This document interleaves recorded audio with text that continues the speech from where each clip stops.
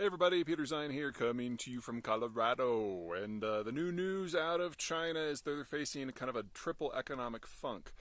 For those of you who have been following China for a while, you know that they've never really recovered from COVID, whereas nearly every other country in the world, once the opening finally happened and the end of the epidemic was declared, we saw an explosion in consumption as people tried to get back to some version of their life, which generated a lot of inflation. We've not seen that in China.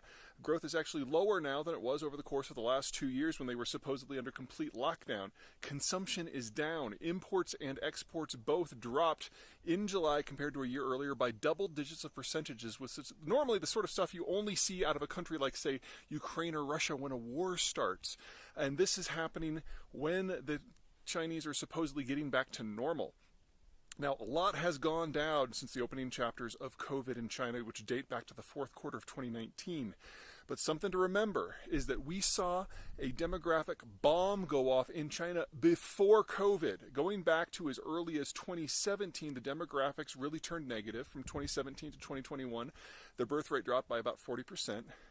And even in the months before COVID, we saw new car sales, which are kind of the quintessential indication that your population is kind of up and coming and feels confident about its future and can spend a lot of money, going negative. And they've never really recovered. So now, after COVID, we've had all of these trends with 4, 5, 6 years behind them. And as they're manifesting in a more normal environment, the numbers are really, really, really bad. Now, for folks who are not familiar with demographics, this is probably a little bit of news. For those of you who are familiar, not too much of a surprise, but the very, very short version is that most of the consumption in a modern system happens when you're in your 20s and your 30s, when you're buying cars and raising kids and building homes. Well, because of the one-child policy, Chinese don't have much of a generation in that block at all. And since the one-child policy is now over 40 years old, we've now had a full generation of people to not have kids. And that is manifesting in the data as well. Anyway, that's kind of problem one. Problem two, oh boy, deflation. Now, in the United States, in Europe, in most of the developing world, whether it's India, Brazil, Indonesia, or the rest, the opening of COVID was accompanied by a huge burst of inflation. People were trying to consume again to get back to some version of their normal lives. And over the last 2 to 3 years, their consumption patterns had changed. Instead of buying cars or homes, they were buying computers and phones in order to adapt to their new reality. Well, now they're shifting back.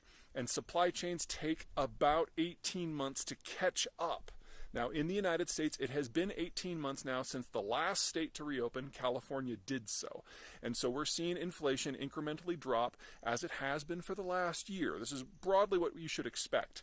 In China, things are going the opposite direction. The consumption boom never happened, so supply chains never had to adjust. What has happened is people are less confident in their future, so they're consuming less, and we're seeing mounting trade wars out of Europe, Japan, the United States, and increasingly secondary states like the Koreans are joining in. And that means the Chinese have fewer places to send stuff to. So what's happening is product that was normally produced for export from China is now being locked up within the Chinese system at the same time that the population is purchasing less. You have an oversupply of goods and an under demand both at home and abroad. With all those extra goods, prices go down and you get deflation. Now, short bursts of deflation are no big deal, so I don't want to overstate what's happening here. It's only 1 month of data at present.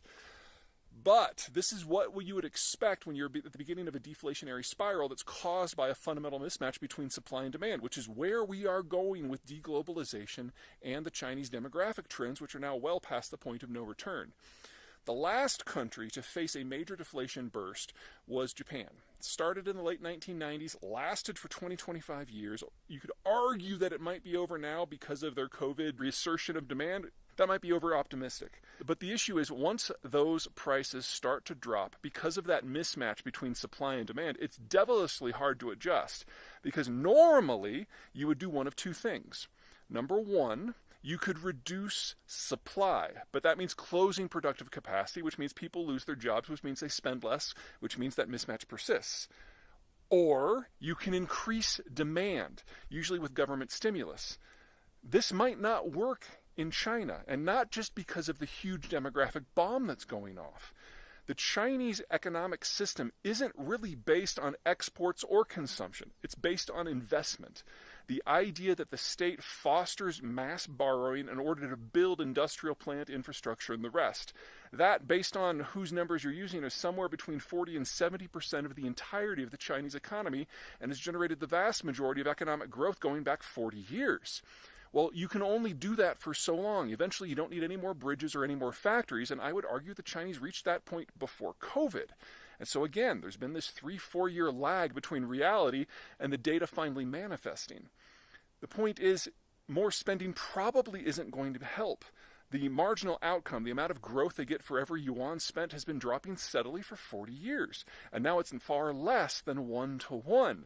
So it really doesn't matter how much more fuel and how much cheap capital the Chinese pump into the system, it's never going to generate more economic activity than what it cost to put it in the first place. This is what happened in Japan in the late 1990s and the early 2000s. They had reached the point where their economic model couldn't run any longer. They were getting basically negative income on their investments, and they had then 20 to 25 years of deflation. The advantage that the Japanese had going into this is they already had a global supply chain. They already had global allies. They had an option for offshoring some of their manufacturing incrementally. They had strong demand out of the United States. They had a good political relationship with the United States. And most of all, they were already rich. The average Chinese citizen today, in inflation index terms, compared to the average Japanese citizen in the year 2000, has an income that's something like a quarter or a fifth what it is in China. They're getting old, and they're getting into a permanent recession and a deflationary spiral long before they got rich. And this can end in any number of horrible ways. So again, 1 month of data. I do not want to overplay this, but I've been watching for something like this for several years now. And in the post-COVID environment, we're seeing the data belatedly match up with where demographics and geopolitical trends suggest that it should have been years ago. If this proves to be the actual story as opposed to a blip in the data, you're going to see this get significantly worse in a relatively short period of time because we have years of compressed damage that is now bursting out all at once. And because the political system in China is basically down to one-man cult of personality, the capacity of the Chinese state to come up with a creative solution is almost zero. And even in Japan, where they were willing to talk about this publicly, it still took a generation to pull out of this. And alliances. And the Chinese don't have either. All right. That's it from me. Take care.